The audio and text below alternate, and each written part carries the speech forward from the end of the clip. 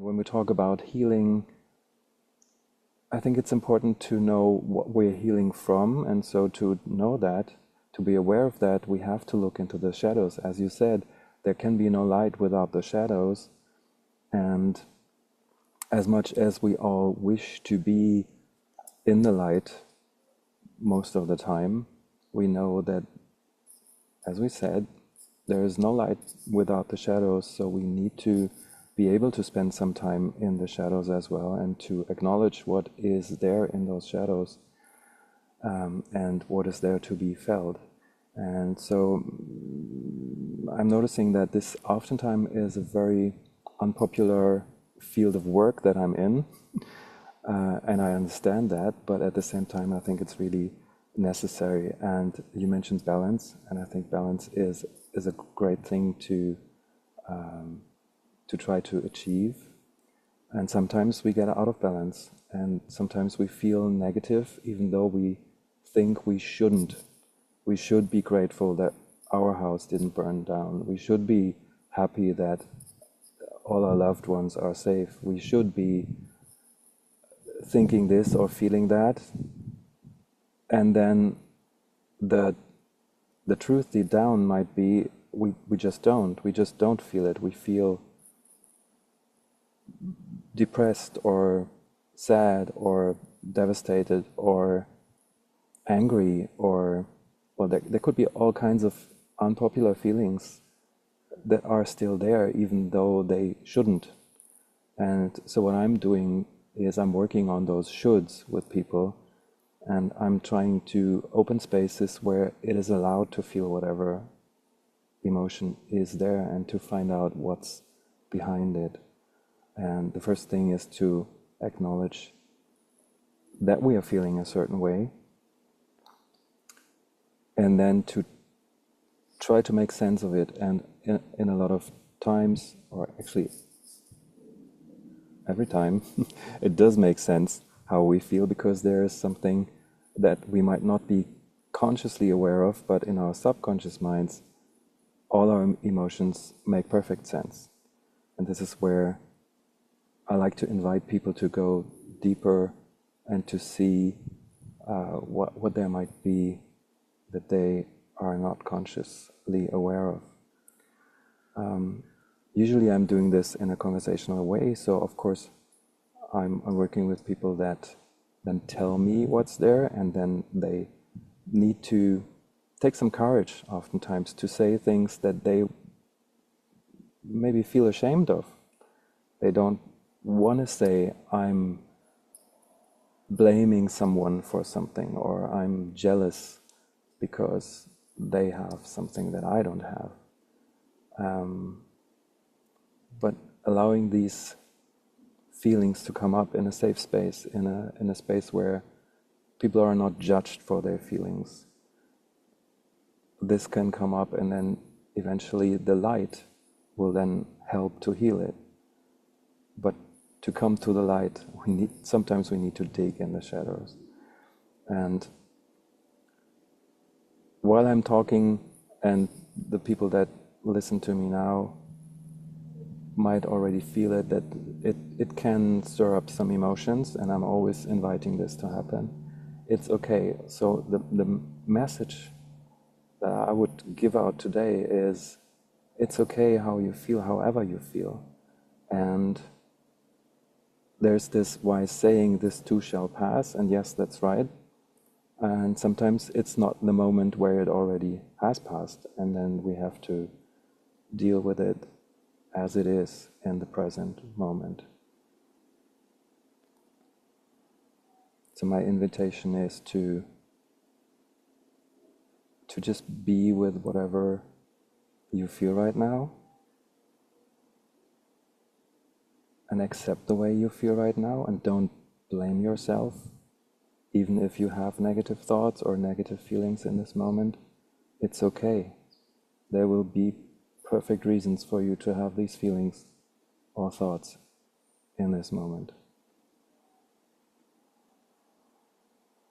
And give it a little bit of space. And then depending on what comes up, you might want to look at the judgments that come up, or just leave them be.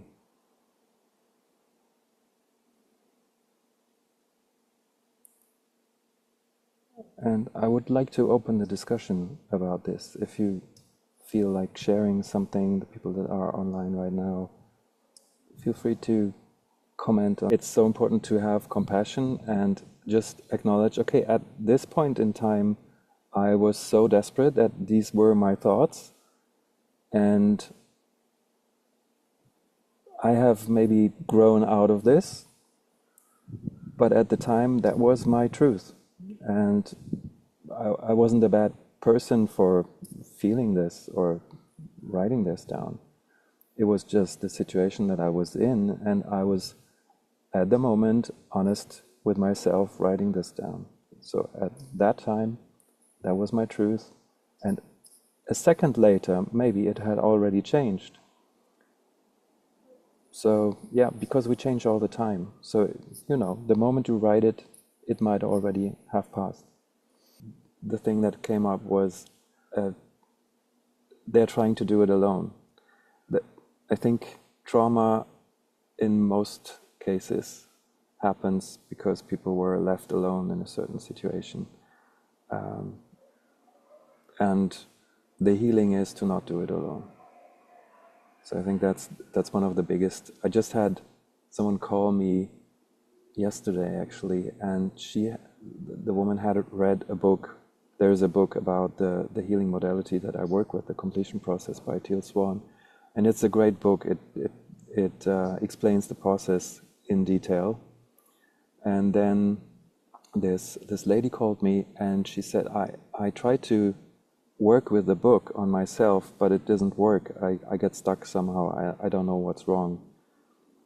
And so I could tell her it's nothing wrong with the process and nothing wrong with you. It's just that the fact that you're trying to do it on your own is probably preventing you from getting the healing, because you need to have someone by your side, especially, and that was in her, like the trauma. She told me what the childhood trauma was.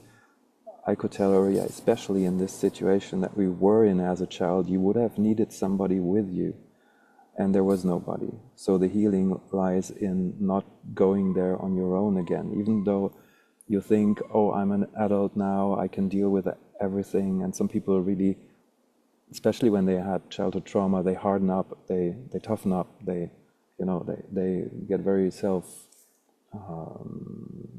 to say, sustainable, is that the word? So I often notice that the healing actually lies in the softness that you had as a child, and have somebody with you that can help you guide through a process or help you just witness your healing. Even if you do this on your own, like the process or the conscious work, it's great to do it not just on your own, but with somebody. And looking at the situation we have right now, I think communities are really key to healing in, like, on a society range. We need more communities. We need people to get into community and even do the deep work together. Feel the uncomfortable feelings. Do the shadow work together, not just on your own. And I think that's important. And in your experience with people in trauma, that almost feels like a pattern. How much of that trauma pattern is from, because you work with inner child, do inner child healing as well. How much of that in your experience is a pattern that really was created in a childhood scenario versus new trauma? The people I work with, I would say 100%. Things are starting in childhood. And it's not that, I mean, the definition of trauma and what people consider a traumatic experience,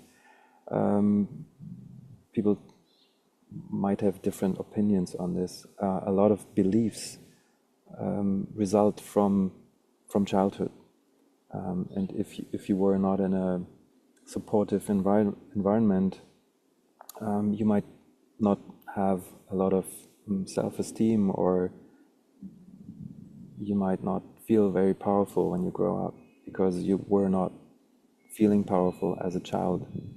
And one could argue, well, whenever you come into this world, everybody has the same powers and you have the light in you.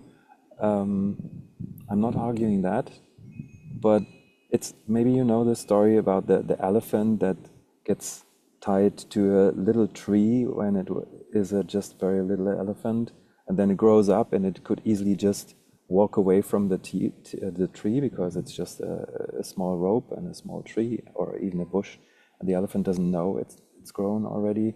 So this is how we still believe what we used to believe when we were children, and sometimes we need to become aware of those old beliefs. And so I would say, yeah, it's probably 100% of people, at least working with me, that have some kind of childhood trauma or roots of problems are lying in the childhood experiences. And then, I mean, that's something, let me add this, it repeats, it keeps repeating. So when somebody says, like, it's a typical case when a woman says, I always get together with the wrong guys, and this is a pattern that repeats, it's probably not coming from adulthood, from like the boyfriend someone had with 20 years or something. It's oftentimes something that's rooted earlier in childhood and then keeps repeating from there.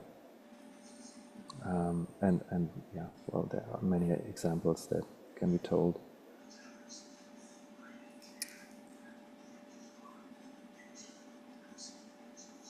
So it's a good idea to at some point address this pattern, see it, like bring it from shadow into light, then heal it, and then it doesn't have to repeat. I'd also like to add that shadow works needs the right time and place. So when someone is like in the middle of a disaster, this is not the time to reflect on shadows. That's the time where you actually need to reflect on surviving, also focus on like the positive mindset, the positive thinking, how to go on, and then maybe a little bit later when you're in safety already, then you can give yourself time to reflect on the darker side of things.